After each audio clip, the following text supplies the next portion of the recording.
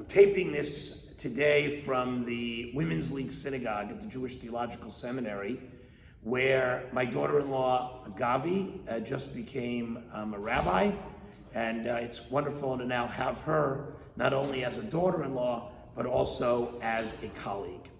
This Shabbat, we read from the Torah, begin the fourth book, the book of Bamidbar. Bamidbar means in the desert, yet in English we call it Numbers. And the reason is because the original name of the book was Sefer HaPikudim, the book of Numbers. In this Parshat, there are numerous instances of the carrying out of a census. And at one point, there is a census of Levites, male Levites, between the ages of 30 and 50. And the reason was because those that are between the ages of 30 and 50 really could take on the arduous tasks that Levites had to do when it came to the tabernacle and eventually the temple. After the age of 50, the Levites were important still, but they took on new tasks that would require less physical strength and more wisdom.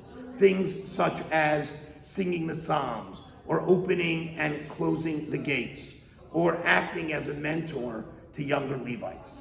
And I think the message is that each of us in our own way can be useful members of society, no matter what age that we are. This Shabbat, we are going to celebrate Chazak Shabbat, where all those 55 years of age and older are going to be leading the parts of the service. And the message of this Parsha and the message of the Levites is, you might not necessarily be able to do other things that you're used to doing, but you can still really, truly make a difference. And I think it's an important thing that all of us should remember as we continue to age in our own lives. Services this Friday begin at 6 p.m. We're going to have our college send-off ceremony for all those going to college for the first time in the fall, and the confirmation of our 10th grade class, and recognizing our 11th and 12th graders who took my class. Shabbat morning, services commence at 9 a.m. As I said, we will be having a Chazak Shabbat, and we'll also have a Kiddush luncheon following the service. Shabbat Shalom.